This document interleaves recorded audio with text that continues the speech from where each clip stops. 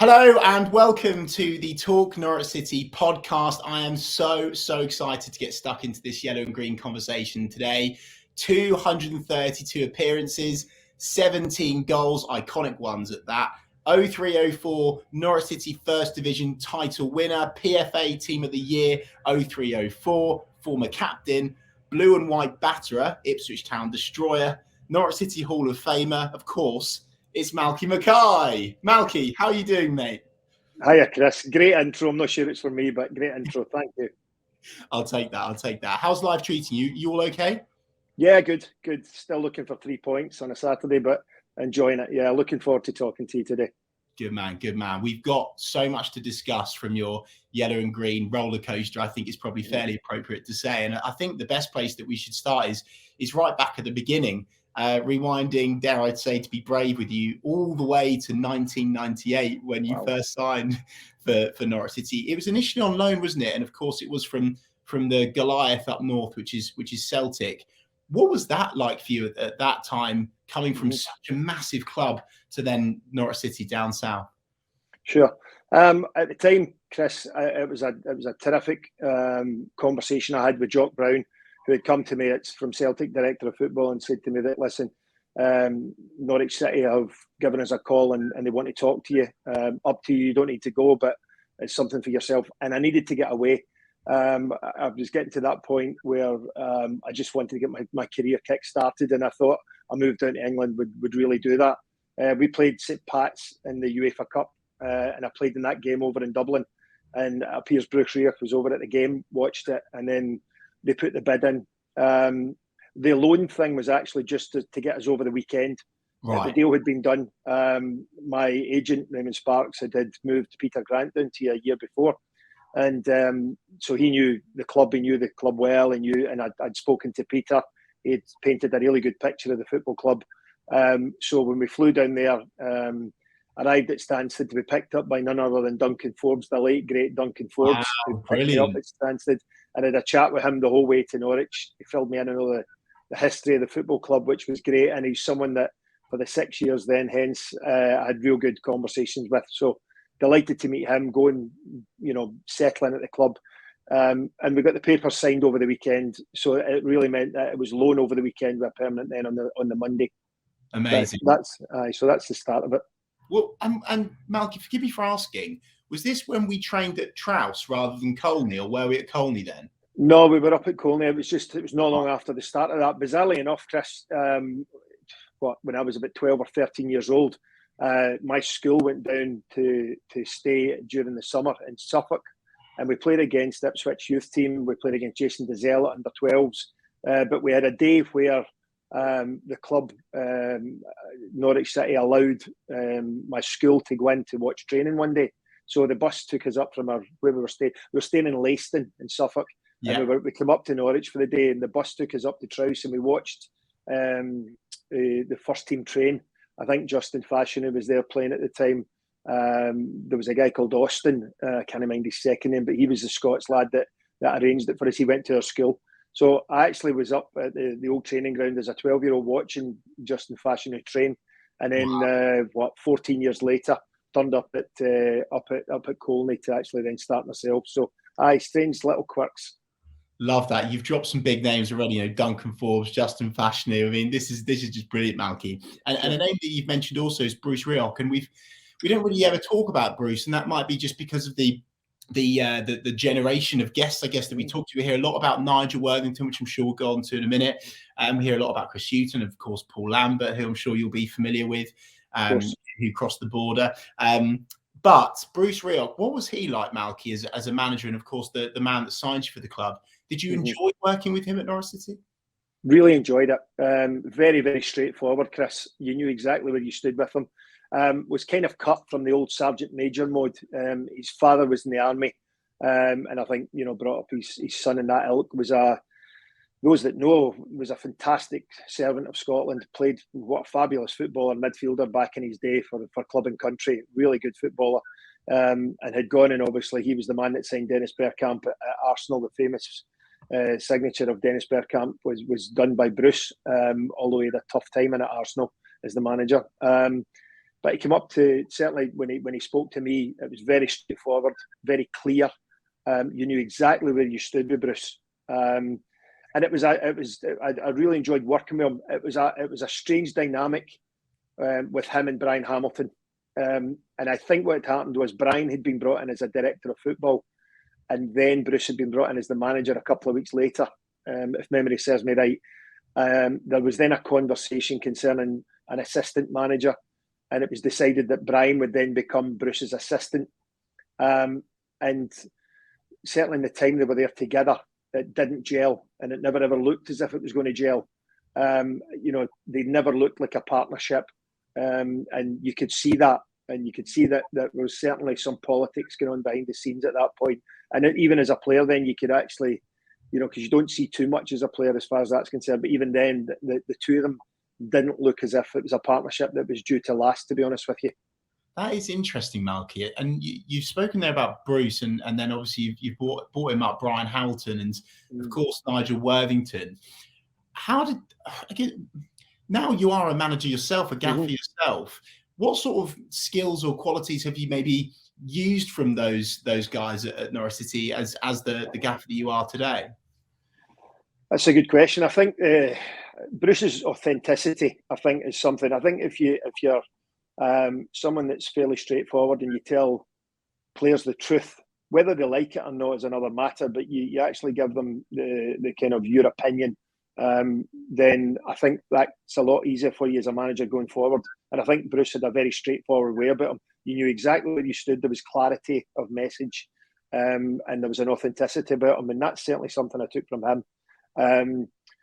Brian Hamilton, again, came in off the back of Bruce, and Bruce left and Brian came into the job. I think that was a difficult situation. In terms of how to handle older senior players, I think that was something that when I looked at the difference between Brian and then Nigel Worthington, Nigel allowed the senior players to kind of run the dressing room. Obviously, he sat above it and he had a real good work ethic about him. And again, I think from Nigel, he worked for Howard Wilkinson for a long time. And I think a lot of Howard, the work ethic of Howard and again, a very straightforward nature to him helped Nigel. But I think what Nigel did was probably a bit like when Howard Wilkinson had the famous Sheffield Wednesday and Leeds teams. He allowed the senior players to look after the dressing room. And maybe it was something that Brian, looking back in it, probably tried to be a bit school teacherish with senior players, and which didn't get in too well. And I think what Nigel did, because Nigel obviously took over from him and as an interim basis, he got on board with the senior players right away, to the point where I think if memory serves me right, when it came round to the fact of Nigel going for the job full time, 3 or 4 of us were asked their opinion by the board concerning how things had gone, and again it was on a very positive way. So he looked, he certainly gave us a little bit of autonomy, and that was rubbed back in terms of when we decided to say, yeah, well, he's done well for us, and he ended up getting the job, and I think that certainly helped him along the way. So I think the man management side of it is the thing that I look at in terms of these guys. When they're good, Nigel the red mist could come down with Nigel sometimes, but again, with all of them, they've all got traits. They were all fantastic footballers for a start, all 3 of them. They all tried their best for Norwich City Football Club, and being a manager, results can go for you and against you. But at times you can see now I can see how tough it is for them, because they've not only got the players to deal with, they've got the staff to deal with, they've got the support to deal with, they've got the public to deal with, the press to deal with, and they've got ownership to deal with, and all those stakeholders make it a very, very tough job for a football manager, as well as having to win 3 points on a Saturday. So I do have my later on in life, you start to think, do you know what, that's not an easy job they were doing at that point, and not picking me was just one of them. I love that, Malky. That's so good. We had none other than Leon Mackenzie, one of your former teammates, on just a couple of weeks back, and he described Nigel Worthington as having headmaster vibes. Did you get that from him? Because when I met Nigel Worthington as a kid, I actually saw him as quite a calming presence. But maybe there is another side to Nigel Worthington. Was there a point where you perhaps got the hairdryer treatment, dare I say? No, I mean Nigel. As I said, Howard Wilkinson was a disciplinarian, and I think again Nigel was there at that point when he had a really good team, but a really tough set of rules. As I say, I think the senior players Nigel was very good with. Bear in mind, Leon was a pup, and Leon needed to be kept in line. And a great lad. But I think as far as Nigel's concerned, yeah, he could be hot-headed, and in the minute he could lose the plot. You know, we would be doing a little circle, passing the ball to each other before training starts, and you know he'd have a little bit of kind of carry on in his head and being nutmegging people and be involved in it. You know, and then maybe 2 or 3 passes would go astray, and then a third or a fourth one would go astray. And all of a sudden, he would just go bananas and stop the session and tell everybody to go on the line and run around the park at 100 miles an hour.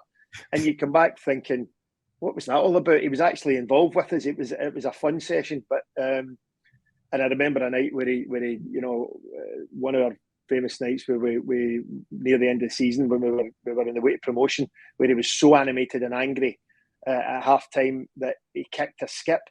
And unfortunately, Terry Porcel, our kit man, hadn't unloaded the skip, so the skip never moved, and Nigel broke his toe at half time. So you know, the boys are sitting trying not to snigger laughing and keep it serious, but you know, and you see him walking away after his rant, kept the rant going, so that he did well there, and you can see him limping over in the background. The boys are all killing themselves laughing at each other. But as much as that was the case, Nigel was streetwise and clever and wily, and knew that by keeping the group all together with a real good atmosphere at the football club, because again that was something that needed to change. You know, things hadn't gone well under Brian, and you know, I think there was a real culture change needed. And I think what Nigel did was Nigel really put his arm around all the players and tried to make it a kind of real togetherness atmosphere, and did that with Delia and Michael as well on the board, and it really made a big difference after a very turbulent period. I mean, when I went down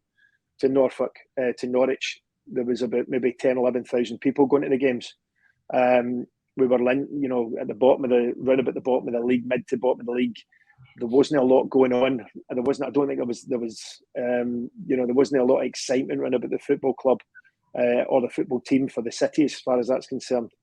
And I think when I left, there was 27,000 going to the games, and you know, Nigel made a big part of that, and the team, obviously, the team and the club and Daly and everything else that goes with it. But there was a lot of excitement around the city and the football club then. But then, so you know, managers can make a massive difference in terms of culture changes, as well as players and as well as ownership. Let's take you to an exciting phase now, Malky. One that I guess is a great memory for you, but also a heartbreaking one, which is that playoff season, that famous playoff season in 2002. And if we take you back to the game that I'm sure we'll talk about in length, you actually scored in the semi-final, if you remember. It was 3-1 against Wolves at Carrow Road. And then, of course, it was the heartbreak of the penalties. Here we are, the penalties against Birmingham at the Millennium Stadium. Just talk us through, you know, I guess the end of that campaign, Malky, and going into those games and how you felt. Yeah, I mean, it was I suppose a surprise that we got on a roll and we started climbing the table. And as I said, with some real momentum. I think the last league game of the season was a particularly a crazy one in terms of we played Stockport. Yes. And I think Burnley were playing Coventry. And I think it was to do, I think I scored near the very end. And I think we had to wait on the pitch for a minute or two for the Burnley game to finish. And I believe Paul Gascoigne had a free kick. And Marcus Hedman was the Swedish goalie that was in goals for Coventry, I think, and he pulls off a great save. And I think if that had gone in, I'm not sure whether we would have gone into the playoffs or not. So it was a really hell of an ending to a season, and you know, it was a great way to go into it. If memory serves me right, Chris. It is correct, Malky. I was going to ask you about that when I talk about your goals later on, but you've got there before me. Sure. That's a great point, because it was by one goal that we ended up in the playoffs, and then of course that Wolves game and that final. So what about that? Yeah, Wolves? the Wolves game, wasn't it?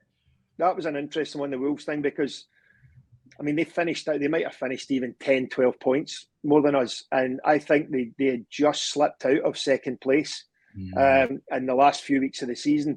And by all accounts, there's probably not true, but by all accounts, everyone at the time was suggesting that Wolves had their Premier League tickets printed already. So that kind of maybe something that was told to us to give us a little bit extra edge. But we certainly went into the first semi-final as the underdogs. They were the favourites for the whole thing. And it was a beautiful sunny day down at Carrow Road. And we lost a goal early doors, and I think we were under a fair bit of the pressure in the first half. But I think second half we turned it round. We scored, Mark Rivers scored, I think Paul McVeigh scored a header. And I think I went up in the last minute just for the laugh, just for the hell of it. And I managed to get my head on a ball at the back post. Remember, I think it was Clint Easton that clipped it across, and that got us to 3-1, which gave us a little bit of breathing space going into Molineux the following Wednesday night. Yes, it was. Yeah, completely correct, Malky. That was it. And then, of course, we progress. We get to the final. So, Malky, what were your standout memories from that game at the Millennium Stadium? I mean, the penalties, of course, we'll talk about, but Ewan's header, the lead up to the game, and I guess perhaps the biggest heartbreak of your Norwich City career. Is that fair to say? Yeah, very much so. I remember we actually stayed at the Celtic Manor, which is a fantastic hotel. It's where the Ryder Cup was. But it's not until years later that we realised that 24 of the 27 teams that stayed there that played finals at the Millennium Stadium lost, which is an incredible stat over a period of 6-7 years that Wembley was out of commission, and it was used for FA Cups, League Cups, and playoffs. Beautiful place. We stayed there. Long drive into Cardiff through traffic. We our fans was incredible. Going out for the warm up was quite interesting because they closed the roof, Chris, and for the game because of the weather, and it was so warm inside when the warm up. It just felt so claustrophobic because obviously by that point 70,000 fans were in. The roof was closed, and it was by kick-off. It was very, very warm. Tight game. I remember we played against Jeff Horsfield, myself and Fleming. Tough, good centre forward. And Birmingham were a good team, really good team. And but it was a very tight game. Very little in it. I don't think there was too many chances at either end. We get to extra time, and Robbo scores a fabulous header. I think Alex Notman crossed it, and he scores a fabulous header, a reverse header. We couldn't hold on. They managed to scramble one back. I think Horsfield scores to take it to penalties, and obviously then it's the lottery, and we lost on penalties.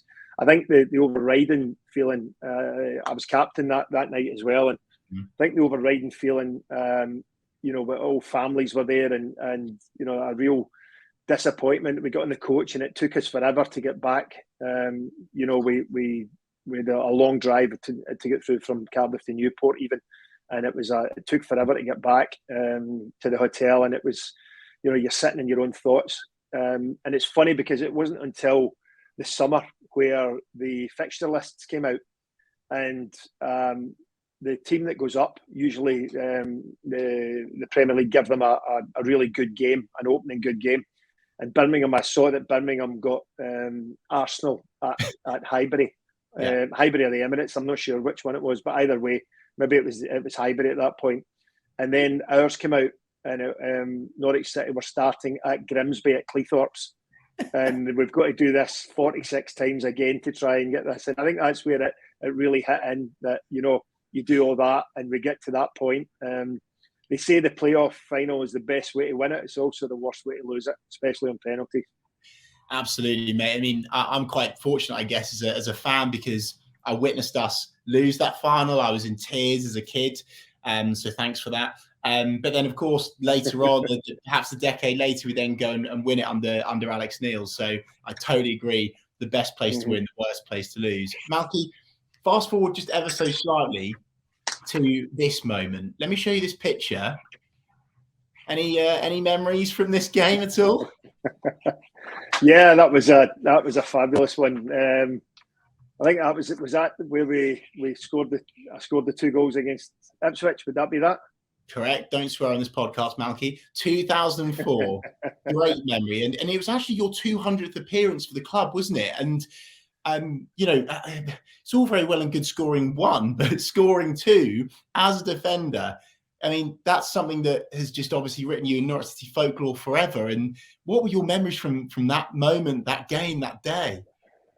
I think, firstly, one of the biggest memories of me coming to Norwich was my first Ipswich game, and realising that how big it was for the two counties. Two huge counties in England, Norfolk and Suffolk, and the realisation that, and the people in Norfolk and Suffolk are lovely people who then all of a sudden turn into maniacs when it becomes the derby game, and it really did hit me hard. First time I think I remember, we went down to Portman Road and there was police horses and dogs herding fans into the stadium, and I hadn't seen this at all at any game that we'd been at so far at this point. And there was a lot of media speculation around the games, and it just, any game I played in, it was the best game of the season. The derby game at both, either at Portman Road or up at Carrow Road, it was terrific, and it just gave that something extra. The fans, obviously it was full houses. The fans really didn't enjoy each other, and I obviously enjoyed them because generally I came out on top on them. I think I nicked one down at Portman Road, but the two at Carrow Road that day was something special. It was in the year that we were going for promotion. Yeah. We were flying. Ipswich were doing well. Ipswich had a good, strong team that year. And I think what I remember mostly is, other than the fact I should have scored a third, I'm not being greedy that day, but I actually missed a sitter to go to a third. Darren Huckabee ran to the line and pulled one across, and I flashed with it and I miskicked it. And that would have made the hat trick. But I think more than that, let's not be greedy. The one more than that was, I always remember Joe Royal's interview at the end. And Joe's a fabulous guy, and I've met him a lot of times since. But he came across so bitter at the end that they were fantastic on the day. We didn't deserve to beat them. Yeah. The goals were rubbish. Just one of those things where it was like, Joe, just swallow it and accept you get beat on the day. And I always remember that. But to score, for our club in a derby game is quite something. But for us to manage to get two on the day, and I really enjoyed it. You did enjoy those games, didn't you, Malky? Because as you said, you scored in a 1-1 draw against Ipswich at Portslade Road 1 year ago, and then you also were part of the team that beat them in 03-04 with Leon Mackenzie as well. Of course, he scored. Yeah. He scored a couple as well on his debut for the football club. So, I guess my question for you there, Malky, is what was it for yourself that just meant that you went up a gear without turning into a nervous wreck? Because you see some players crumble in those occasions, but you just stood up and you were just a man mountain and no one could get near you, and you battered them every time. Like what happened to Malky Mackay that day? I think again, it's maybe something that from when I was younger, and I managed to play in a couple of Old Firm games, and you start to handle that sort of occasion and the hype that's involved in it. And honestly, when I came down, and without a word of a lie, they were fantastic occasions. The derby at Carrow Road and Portman Road, the fervour within the fans, the extra hype attached to it, the full houses, the razzmatazz around it, and the fact that both teams had really good sets of players. There was some quality players in both teams around about the time that I played there, and I just loved it. I loved the bigger atmosphere. I loved being involved in high-profile games. I always felt, and I say to my players nowadays, talk about test yourself against the best and in the best atmospheres and experience these things. And it was just something I really enjoyed. We had a really good core, and I'm sure we'll talk about the team, but we had a really good core of players, Chris, that were experienced men that looked after each other out in the pitch. And I think that's one of the biggest things, that we looked after each other out in the pitch. And in games like that, you needed to. And as I say, over the piece, over that little period, I think we came out on top quite a fair bit. I did, Malky, I did leak that I was doing this interview with you to a Norwich City fan and friend of mine who's known as Spud. Most people know him as Spud. And he wanted to ask you what your favourite goal was. Because for me, I'm like, well, obviously it'd be Ipswich. But he was big on that goal against Stockport, which we mentioned already, to get us into the playoffs. You scored one away at Millwall in 02-03. I'm not sure if you remember that one. What was like the goal for you where you're like, yeah, that was the goal that I'm the most pleased with at Norwich City? I think you've actually topping it there. The Millwall one was one we were playing away on a Tuesday night or something like that, and I kind of went for a long throw turn and it dropped to me and I hit it with everything I had and it was a screamer. But the Stockport one was the one. I mean, the Wolves one obviously was the extra goal that kind of helped on the night. But I think looking back on it, the Stockport one, the atmosphere, we had kind of been languishing for a while. And I think the fact that year, when by the end of the season, the excitement had built, the fact that Norwich possibly were going to get to playoffs meant that last day against Stockport, it was mayhem. And especially the fact we didn't even get there by a point, we got there by a goal. I think probably meant that last minute against them, the scoring that one there then meant a fair bit to me, I suppose. You know, my young boy was born around about that time as well.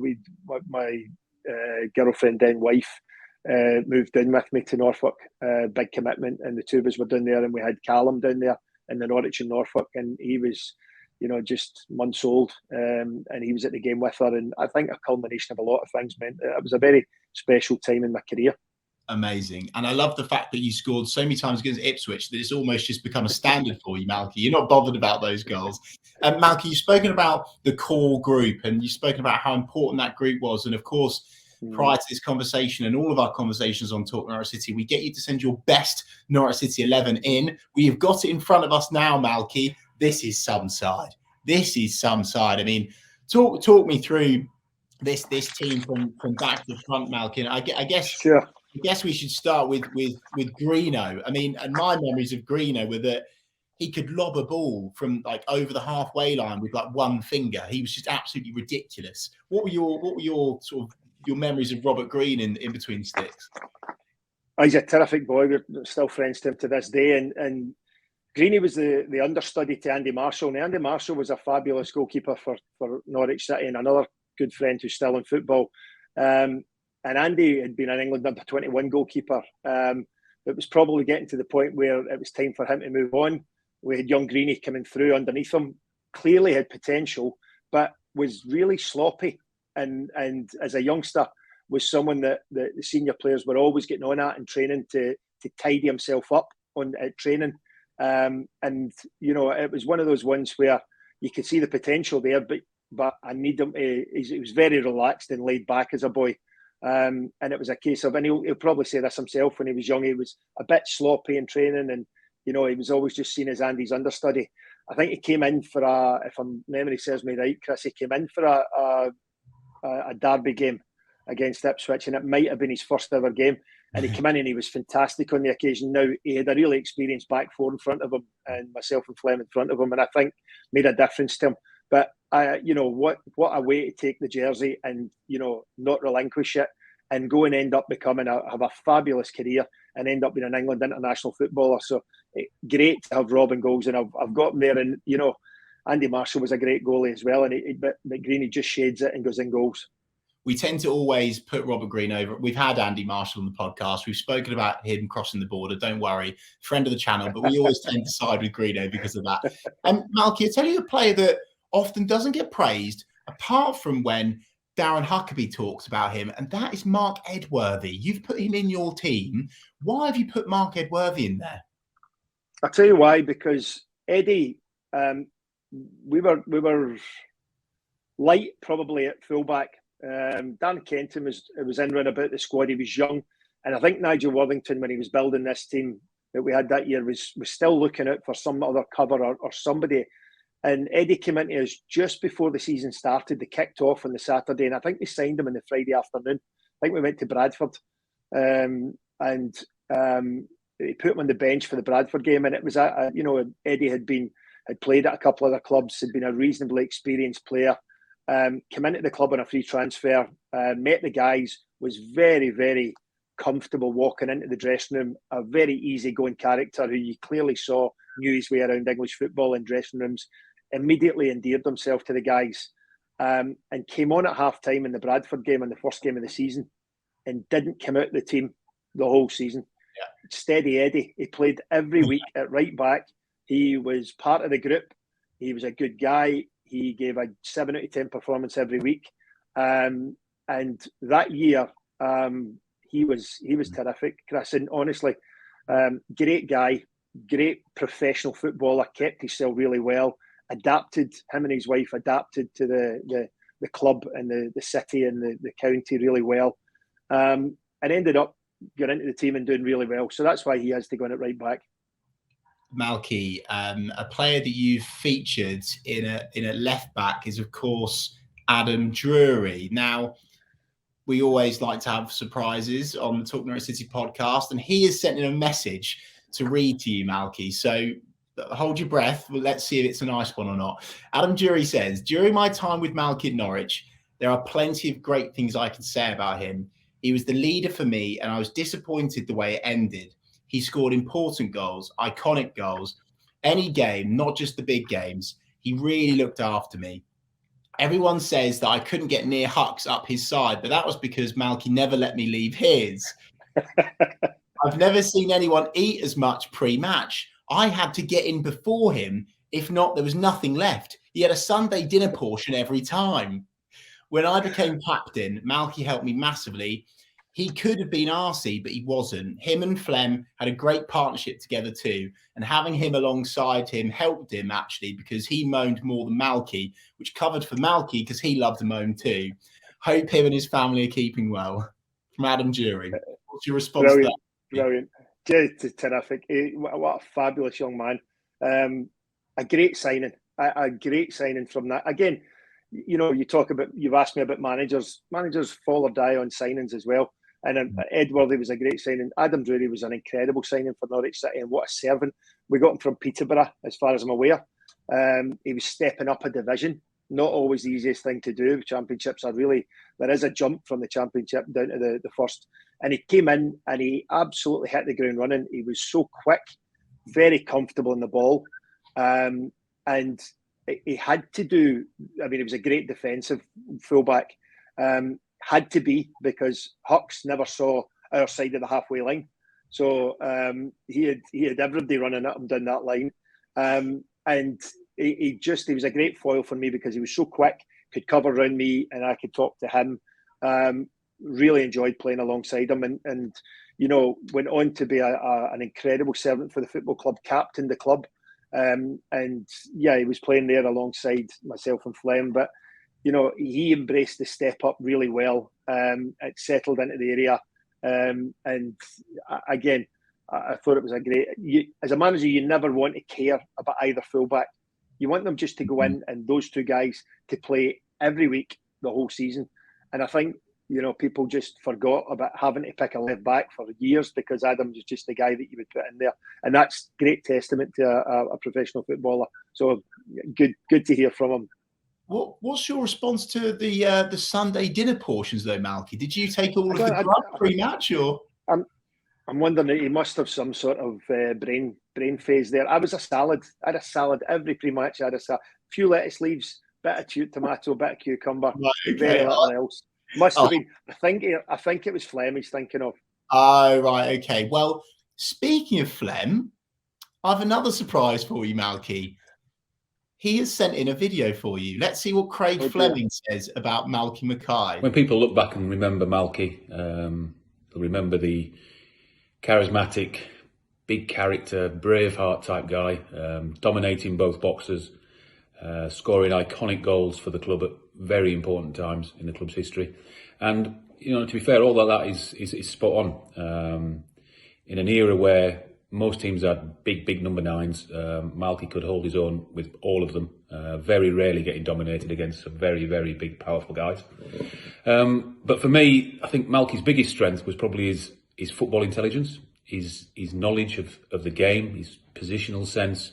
That really stood out for me. I think that's what probably was the bedrock of our partnership, that we both understood the game together. And I think that's shown now in Malky's career after playing football, when he's had a very successful career as a coach and a head coach and now manager as well. He's shown that same knowledge and understanding of the game. As a character, I think he's probably exactly what he wants in his dressing room now, to be honest with you. A leader, set examples, led from the front, consummate professional, and just a just a solid kind of guy. Away from the game, we had some good times, some good fun. I remember our little corner in the dressing room in the training ground. We had, I think Malky was 4, me 5, Hooks 6, and Muller's 7, all getting changed in a little corner. And they were very, very good times. Away from football, I think we had some very memorable nights, Malky, down at the bottom of Prince of Wales Road. But those stories are probably better for another day. Hope all's well, Malky. Regards to the family, and it'll be good to have a catch up soon. Take care, mate. Bye. Well, it started off, Malky, with I wondered how much you'd paid him to say that. And then I thought at the end of it, well, I need to hear about some of these Prince of Wales stories, Malky. I was getting worried. In fact, I was getting worried from minute one because he's got a hell of a sense of humour. And it's great to hear. It's great to hear from him. I know he's just recently left Southampton after being there in a really successful period for a number of years there, and I'm sure he'll be back in soon. But he is a top guy. He really is, and I was lucky. I played alongside really good people, and we've got him on there at the moment as well. He was the best centre back that I think that Norwich City had in a generation. He was so consistent, and we did work well together in terms of he was light and quick and tough, and we worked well as a partnership. He read the game really well, but he was also really good in the dressing room, in an era with big characters. He was always at the forefront of not the mickey taking, but at the same time making sure people were okay, keeping people in line. Top pro. I mean, I'm reflecting a lot of stuff here on him, but he became someone I became really friendly with and close with. Somebody talked to me about rooming with people, and the only reason that me and him never ever roomed together was the fact that he used to go to bed at 7:30 on a Friday night. We literally would finish pre-match. We'd finish dinner at the hotel the night before the game, and within about half an hour, he was in his bed and needed the lights off, the telly off, the curtains closed. I needed to be sleeping for about 8 o'clock, whereas I was a bit of a vampire. So we wouldn't be able to room together. We weren't compatible that way. But he was someone that I think everyone at the football club would have a good word to say about, because he was such a stalwart for the football club. I think he won Player of the Year, if memory serves me right, as well, and rightly so. I think probably one of the most consistent players I've played with. I honestly think, Malky, now, and I'm sure most Norwich fans would agree with me watching and listening to this, is that I don't think we've had a better centre-back partnership. I really don't. I can't reflect on a time where we've had two centre-backs so consistent, so solid, and of course your midfield did an element of protection, and of course you had that left and right back who were both exceptional, but and of course a goalie between the sticks who wasn't half bad either. But you two were just so good. What do you think it was? What was the magic there, Malky? Because you see centre-backs these days, and it's like it's either one is the shithouse, dare I say, and one of them is maybe the intelligence or the pace. But you two seem to be actually quite, in my opinion, quite evenly matched. You had almost a similar skill set, but yet you complemented each other perfectly. I think he was a gruff Yorkshireman. I'm a gruff Glaswegian. I think there was a work ethic. There was a kind of gritty work ethic about the two of us. And I think what he said there else as well in terms of actually reading the game. We both read the game really well. Both prepared to stick our neck on the line and like other centre-backs do. But I think we both read the game well. We both clicked at a good point in our career. I think sometimes that is the case. You go somewhere and the grass is not always greener. And I think we got to a point, we've just got to a team, a group of people that clicked together and really enjoyed each other's company. I mean, the back four and the goalkeeper, I think I was suspended for one game. And young Jason Shackle came in, who's had a good career himself. Yeah. I think the rest of us, I think I played 45 of the games, and the Adam, Craig and Eddie and Greeny played 46. Now, I think if a manager's got a back five that plays 45, 46 of the league games, that tells its own story. But someone that again, I talked earlier about authentic people, really authentic guy that you knew exactly where you stood with him and trained hard every day and played hard. Malky, let's move up now into your midfield. I mean, where do you begin? You've got Darren Eadie, an absolutely fabulous winger. Phil Mulrine, who of course is now changed to become a priest, which is random, but there we go. We've got three lungs in midfield. Gary Holt. We've got Hucks out wide. Talk us through this midfield. Who are perhaps the two players there that stand out for you the most in that midfield? I'll get to that in a second, but you've just skipped by Matt Jackson, I think, for some reason. Oh, okay. Yeah, well, we can go Matt Jackson if you want. Let's go Matt Jackson. Matt was the captain of the club when I arrived, and made me very, very comfortable and welcome. And was a consummate pro. Another one, a bit like Flem, really good pro. Had a great career at Everton, and was the captain in the dressing room. And someone ended up coming on my honeymoon with me. Him and his wife turned up in my honeymoon with me, and he was a good friend of Flem's as well. But another stalwart for the football club. So that's all. Can he miss him out? That's sorry. So he's still a friend to this day, actually. So. Chris, I'm definitely not missing him out. As far as the midfield's concerned, Darren Eadie was someone that I played with a little bit at the start when I got there. A fantastic talent, hell of a left foot, quick, scorer of fantastic goals, and a really good guy. And still lives down in the area and does a lot of the commentaries. Probably even himself looking at it would probably think that he didn't quite hit the levels that he probably potentially could have hit. I think it's fair to say England under 21 internationals moved from us to Leicester, but I think he could have gone on and kicked on even again. But for Norwich City, when I was there at the start, his pace and his goal scoring ability, and the fact he was an X factor, and he's a really good bloke as well. He gets into the team, no problems. And midfield with Gary. Sorry, carry on. No, Mark. It's just saying, speaking of X Factor, I mean, surely you've got to speak about Hucks. He had the X Factor, didn't he? No, Hucks is one of the biggest X Factors I've ever seen in a football league. He literally blew the league away. We did his defending. He didn't enjoy coming beyond the halfway line back the way. I think he was allergic to it. But by God, when we kind of all had bloody noses from the ball hitting it and defending for our lives and kind of managing to scramble the ball to him. He then took over and he would just put the afterburners on, beat 3 or 4 people and roll it across for you to score. He was a huge impact in our team. I think it was one of those ones where it was well documented now in terms of the ability for us to take him on loan. We brought him on loan at the same time as Big Crouchy. We got him for a period, and I think in that period, he was one of those guys. I think at Man City, wasn't quite getting into their Premier League team, but we got him on loan, and I think the agent was doing all the damnedest to actually flog him to anybody after the 3 months were up. And I think it was really to do with Darren and his wife, who we had kind of brought into the fold, loved the club. And again, I talked to you about the grass being greener somewhere else, and you just hitting the right part of your career at the right time, the right place with the right people. And I think that was the case with Darren, and he loved it, still lives in the area, and became an absolute legend for the football club. Great guy as well. So he was a huge part of, we as Flem said, we sat fairly close to each other as well. And Hucks was a massive part, and probably just, I would imagine at that point, if you look back in it, he had various clubs, but I think if you ask Hucks, probably was the best time of his football career. Yeah, absolutely.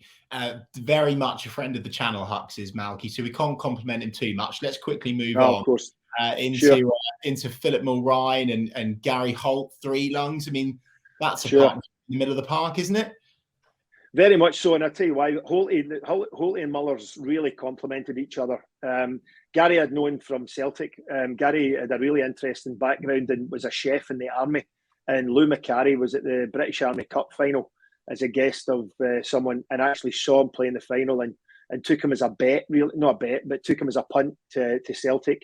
Right. Couldn't get the release papers done. Ended up at and we managed to come across at Norwich again together. One of the fittest players I've ever seen. Did so much of the dirty work in midfield, unsung hero stuff, but wasn't unsung because eventually everyone realised what a job he did and the amount of kilometres that he covered during the game. And he complimented Mullers because Mullers was at the time one of the best passers in the division. We got him from Man U. He was a kind of young star, big personality, terrific lad. Got a terrible injury. I remember at Blackburn, he got a double leg break at Blackburn and at Carrow Road, and never was the same player again. But still a close friend to this day. I mean, his whole career, even down to going to Northern Ireland and being sent away from Northern Ireland and retiring early and becoming a priest. It should be a film and a book. Yeah. And myself and Paul McVeigh and Mike Milligan actually went over to his ordination in Dublin. So we watched him become myself, my wife, and the two guys were over there and had a beer with him that night, celebrating him becoming a priest over in Dublin with a couple of hundred people in a cathedral all those years later. So it's a fascinating thing, but it was another fabulous footballer and really could have gone on to be something special. But the two of them in midfield really complemented each other. I suspect if it was with Mike Milligan, I suspect there was more than one beer shared on that occasion. Let's quickly move up onto those top two. I mean, Craig Bellamy and Ewan Roberts. I mean, talk about name dropping, Malky. I mean, where do you begin on those two boys? We start with Bellers. Bellers was a precocious young talent when I arrived. Cheeky little rat, I think is the word I would use to start with. And he came through the youth team. He had just come out when I arrived. This young pup that was in the first team squad, too much to say for himself. To the point where one day we were driving over to Birmingham, I think, in the bus, and he had been far too gobby on the bus with the senior players, and he went to the toilet, and myself and Ewan Roberts just decided to lock him in the toilet, and we got all the bags and threw the bags down into the bit where the toilet is and put it up to there, so the door could only open that much. And he started off for the first half an hour like a Tourette's victim, shouting and swearing and going bananas. And then as the journey kept going and he realised, I better shut up here, eventually to the point where we handed him in a piece of paper saying, I will never be cheeky to the senior players again, and if he's to sign it, and we would let him out. And we let him out, I think, about 20 minutes before we got to Birmingham. He was a hell of a talent, and what a career since then. His pace, again, was something that, and his touch and his aggressive nature and his belief in himself clearly showed what he was ended up going to be. And he got a great transfer fee. The club got a great transfer fee, and he moved on to bigger and better things. And I ended up managing Bellers over at Cardiff later on in his career, and we became good friends. To this day, we're still good friends to this day, and he's doing really well as assistant manager up at Burnley right now. And it was a kind of full circle. We started off with each other back in the day, and I ended up managing him late on in his career to a bit of success that he got. So he's a great guy, but someone that was a hell of a talent for Norwich City. Is he still cheeky for you, Malky? Is he still a bit cheeky? Does he still try and chance his arm a bit with you, or do you remind him about the piece of paper that he signed? No, I pulled at Cardiff City, I pulled the paper out a couple of times and showed him that we still had a contract. Oh, I love it. Malky, let's talk about Ewan Roberts. I mean, an iconic Norwich City striker, of course. We've spoken about his brilliant goal at the Millennium Stadium, but what was Ewan Roberts like behind the scenes? Ewan was a fantastic guy. Somebody, again, that we got on really well. We would actually argue every day in training with each other. A big character, someone that was a huge part of our football club. Great goal scorer, great front to the team, brave as a lion. And we lived close to each other, so we would generally go in with each other in the morning, swap cars, and we'd car share in the morning. So we'd chat all the way in about anything and everything. We'd chat all the way home about anything and everything, and we would fight like cat and dog at training every day, argue. Again, I suppose big characters digging people out, digging each other out. Yeah. Forward thinks the defender's rubbish, defender thinks the forward's rubbish. But my God, was he a leader in our team? And as I said, with 3 or 4 of us were reasonably big characters at that point, and it really showed in the big games. People standing next to each other in the trenches, and by God, I'd have Ewan in the trenches next to me. A real iconic player. The teeth came out, and I'm not sure a centre back in the division enjoyed playing against him on a day like that when he was on song, which was most of the time. But he was another one that I think he'd been at Wolves, he'd been at Watford again, a former club of mine, and I think at that point that season, couple of seasons, it really clicked for him, and it probably again another guy that would think that at that point in his career probably some of the best football he played was there with a good group of people. Malky, I don't say it lightly. I think that's the best team we've ever been submitted on the Talk Norwich City podcast. We've had many, but I think in terms of consistency, in terms of raw talent, in terms of ability, fitness, leadership. It has everything. So thank you for sharing that team with us. Malky, I've got to talk about something quite difficult now. I suspect it'll be difficult anyway, so I hope you're okay talking about it. I want to talk about your departure from Norwich City Club, and to be honest with you, it comes from a selfish perspective, because I remember walking past the post office as a young boy and seeing Malky sold to Hammers. And I was devastated, Malky. You broke my heart. But of course, there's more to that, isn't there? There's more to that story. So what was that like? Because there was a lot of toing and throwing between you and Nigel Worthington at the time. And I guess I'd like you to have the opportunity to sort of clear the air on that. Sure. Yeah, I mean, it's no surprise that I absolutely loved my time there. I was there 6 years. My son was born there. You know, I had some incredible times and didn't want to leave. Probably would have signed contracts till I retired. Loved living in the area, and just had a real good group of people, from the players to the staff. You know, the likes of Val Lemon, who's an iconic lady at the training ground, the PA to the manager, fantastic lady. Steve Foley, an incredible coach that coached so many players. Keith Webb, another one. So there was people around about the club. It was a good place to be. Clearly, Delia, Michael, Etty, who just are Norwich City, really showed that culture, and it was culture I didn't want to leave. And I think, come the end of the season, we obviously come off the back of an incredible winning season, and I was lucky enough to get into the Scotland squad around about that time, Chris, as well. We went to Malaysia pre-season because Proton were on the shirt sponsor. They flew us over to Malaysia, which we had a week there.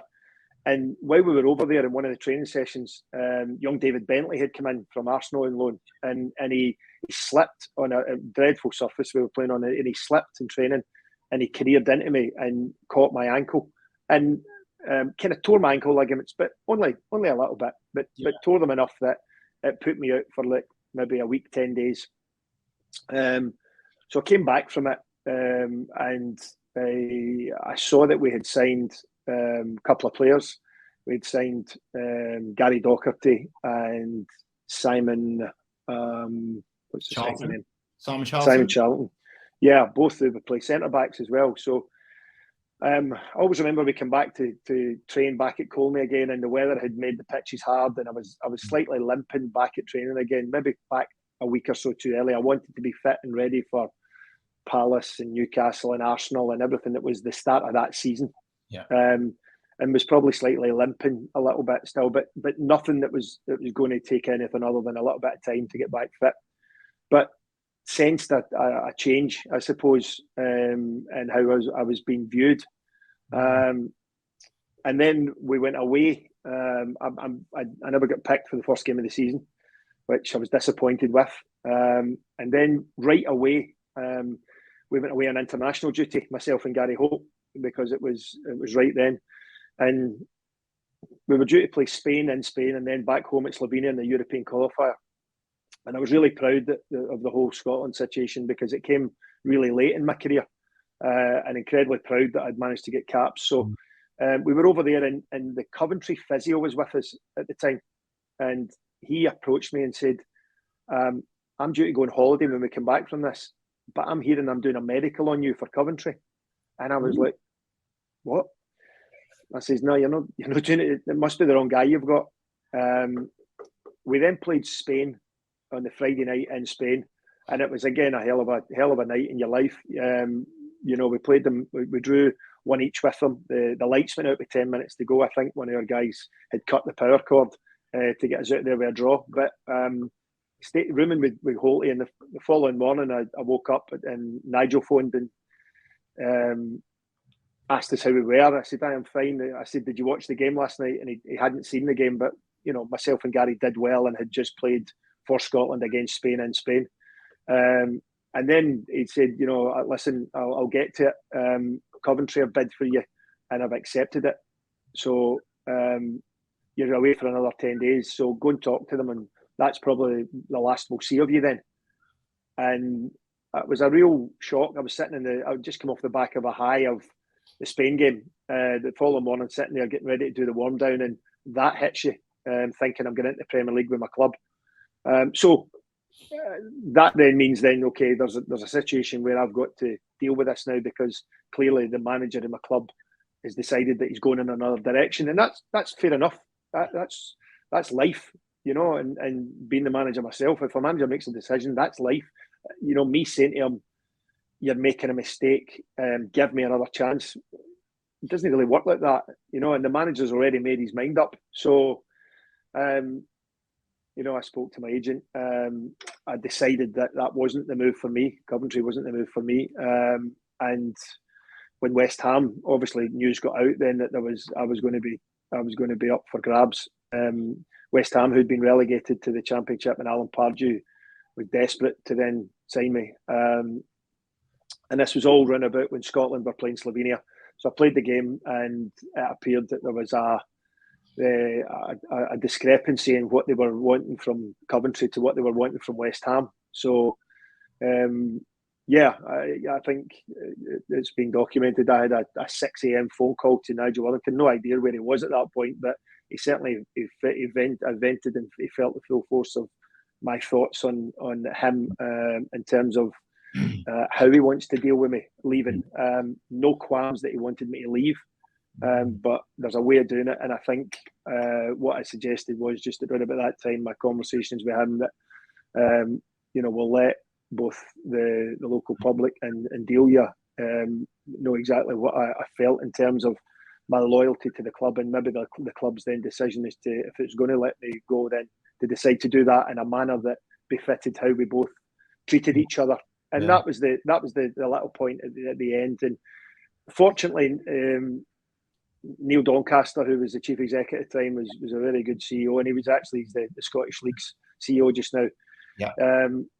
Dealt with it, had a conversation with my agent, and it all got settled amicably in terms of a parity with what West Ham would have to pay compared to Coventry City. And it was done. I got on the plane, Chris, a Norwich City player from Glasgow, after coming home from the Scotland camp, and I arrived in Norwich as a West Ham player. And it was, my wife broke her heart crying. I went into the house with the baby, and my wife broke her heart crying. I said, "Listen, I've got to be in London tonight for a medical." And we'd been there 6 years. She'd settled in, had great friends in the area. And it is one of the parts of football that it's just life. It's one of these things that happens, but you've got to deal with it and handle it. And it's not always easy, and it really it's turbulent in the family's lives. So, that was one thing. We just put the phone off, and I had a couple of hours, and then get in the car and had to drive to London, and that was me finished as a Norwich player. It just happened as clinically and coldly as that. Of course, it ended up better for you, obviously, with West Ham. But I think I'm so happy to hear that it ended amicably, Malky, because after all these years, I just wanted to assure you that the Norwich fans look upon your career with Norwich with such fondness. And I just remember the shock at that time around the press and the fan base. And we were having some fun on this podcast last season, and we were talking about when Emi Buendia left and how that was so upsetting to Norwich fans. I went, "You haven't heard anything. I remember when Malky left, and that was worse than when Emi Buendia left." So I'm pleased it ended amicably. Malky, I'm going to ask you another cheeky question now, if you don't mind. 2007, Peter Grant, a name that you've mentioned already, left Norwich City as manager. You were heavily linked to take the reins at Norwich at that time. Did talks ever take place? Would you have ever been interested or wanted to take the opportunity at Norwich City if it was presented to you? I've got nothing but the highest regard for the club, Chris. I remember that time because Peter's a good friend of mine, and he was there as a player. He was a player with me at Celtic, and when he went back to the club, I was delighted that he was going back in as manager. And it didn't quite work out for him, let's just say that.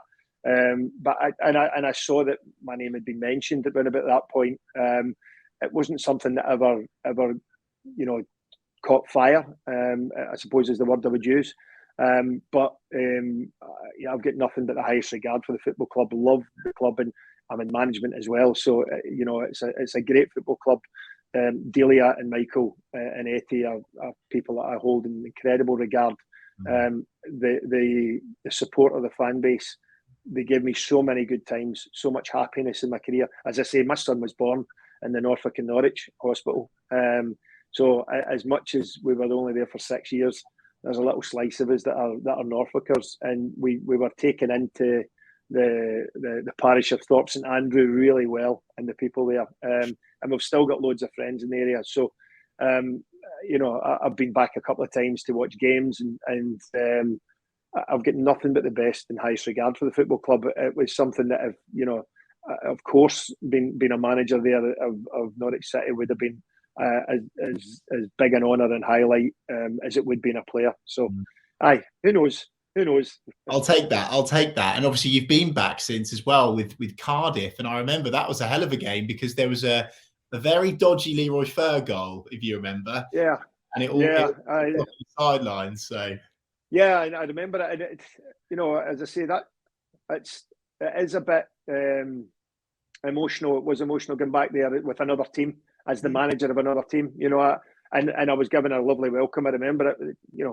You're still trying to win, and they're still trying to win. But to go back to the stadium where I enjoyed so many good times and with so many good people, the Norwich fans were just the best. And to go back as the Cardiff manager that day was difficult, to be honest with you. It was difficult, and I remember that very incident. The referee, was wanting to give us the ball back, and Leroy Fer decided to not play ball with the other 20 players on the pitch and the managers. It took some quick thinking from the referee to not embarrass the Norwich players into having to let a goal go in at their own end. So listen, it was little things like that, but it was a stadium that still gives me a shiver when I go back into it, and the ghosts of Christmas past are still flying around. I love that, Malky. Let's talk about present day. You're at Ross County now. What are your ambitions there? What is that football club like? I guess you're in your manager's office now as we speak. Yes, I'm here at the moment. What's County like? It's a terrific little football club. Probably the smallest club in the Scottish Premier League. Punches above its weight. Has to. We're in the Highlands of Scotland, up near Inverness. Owned by Roy McGregor, a self-made man who loves the club and has owned it for 25 years. In that sense, not unlike Delia, a real passion for the football club and wears his heart on his sleeve. Allows me to run the football club, and the football side of it, and bring a lot of the high performance aspect that I dealt with at the Scottish FA as the director in there into this football club. And we've got to just keep our head above water and stay in this league. It's a tough league for us.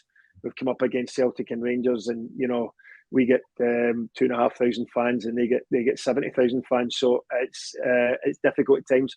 Punched above our weight last year, and we managed to get into the top six. This year, we're trying to survive and do well. But I'm loving football management as I always have, and I'm getting on with it, Chris. Malky, we wish you all the very best of luck. And on behalf of the Norwich City fans, I wanted to say thank you for your leadership, for every game, for the heartbreak, the all of those brilliant, iconic goals against that team in blue and white down the road, the title win. We're so grateful. And Malky, have you got a final message perhaps to the Norwich City supporters that supported you over those years at the football club? Absolutely. And just before I suppose I say that, Chris, I'd just like to thank you for giving me the chance to come on here and give us that platform to say thank you to Norwich City and the fans for all those memories and backing me and every time I was down there. It's a great club and it's warm and dear to my heart. So all I've got to say to the fans is, on the ball, City. Yay! Malky, I love that. That's absolutely brilliant. Thank you so much for your time today. Thank you to everyone listening and watching around the Canary Nation. If you've enjoyed this episode of the Talk Norwich City podcast with the man, the myth, the legend that is Malky Mackay, do give us a tweet. We are at Talk Norwich City, and I will share all of them as a thanks for your support. Malky said it before me, on the ball, City.